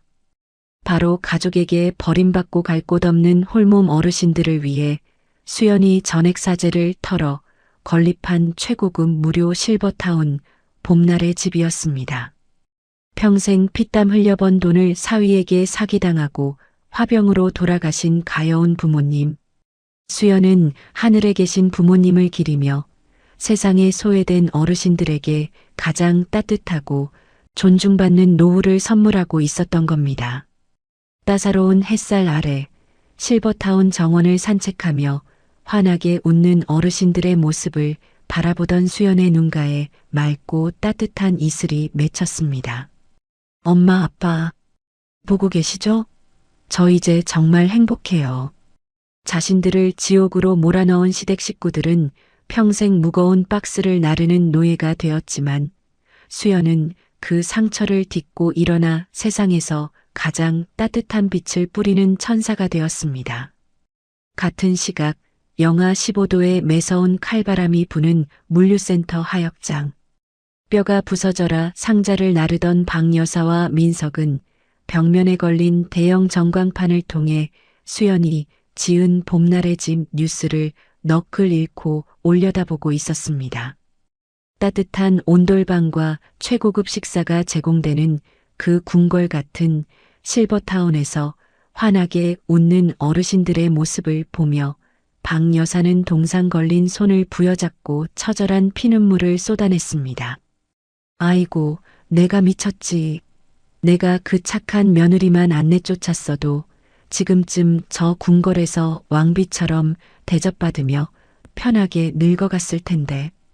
자신을 며느리라 부르지도 않던 어미가 이제 와서 땅을 치며 통곡했지만 민석 역시 절망에 빠져 주저앉을 뿐이었습니다. 그들은 평생 춥고 어두운 하역장을 벗어날 수 없는 완벽한 노예였으니까요. 진정한 복수는 악당들을 파멸시키는 것을 넘어 내 삶을 가장 눈부시고 가치 있게 만들어내는 것이었습니다. 시청자 여러분, 오늘 들려드린 수연의 통쾌하고도 가슴 따뜻한 반격의 드라마 어떻게 들으셨나요? 가족이라는 이름의 가면을 쓰고 며느리의 등에 가장 잔인하게 칼을 꽂았던 시댁 일가가 결국 자신들이 위자료랍시고 던진 그 쓰레기 돌산 문서에 목이 졸려 평생을 합법적인 노예로 살아가게 된 참으로 완벽한 사이다 결말이었거든요. 남의 피눈물을 밟고 쌓아 올린 헛된 오만함은 언젠가 반드시 가장 끔찍한 부메랑이 되어 제 목을 겨눈다는 사실을 가슴 깊이 깨닫게 해준 그야말로 인생사연지혜의 명품 드라마였습니다. 지금 이 순간에도 캄캄한 물류센터에서 짐승처럼 박스를 나르고 있을 박 여사와 민석을 생각하면 10년 묵은 체증이 싹 다 내려가는 듯한 짜릿한 카타르시스가 느껴지실 겁니다. 혹독한 겨울의 칼바람을 맨몸으로 버텨내고 마침내 눈부신 봄날의 햇살을 온전히 되찾은 수연의 미소처럼 우리 시청자 여러분의 매일매일도 언제나 억울함 없이 평안하고 눈부시기를 진심으로 기원합니다. 오늘 이야기가 가슴속까지 뻥 뚫리는 시원함과 짜릿함을 안겨드렸다면 영상 닫기 전에 잊지 마시고 구독과 좋아요 그리고 수연을 향한 따뜻한 응원의 댓글 한 번씩 부탁드리겠습니다. 여러분의 따뜻한 클릭 한 번이 더 좋은 사연을 만드는 가장 큰 원동력이 되거든요. 다음 시간에도 눈물 쏙 빼는 분노를 넘어 속을 확 뒤집어 놓을 만큼 기가 막히고 통쾌한 사이다 복수극으로 다시 찾아뵙겠습니다. 오늘도 끝까지 함께 해주셔서 대단히 감사합니다. 늘 건강하세요.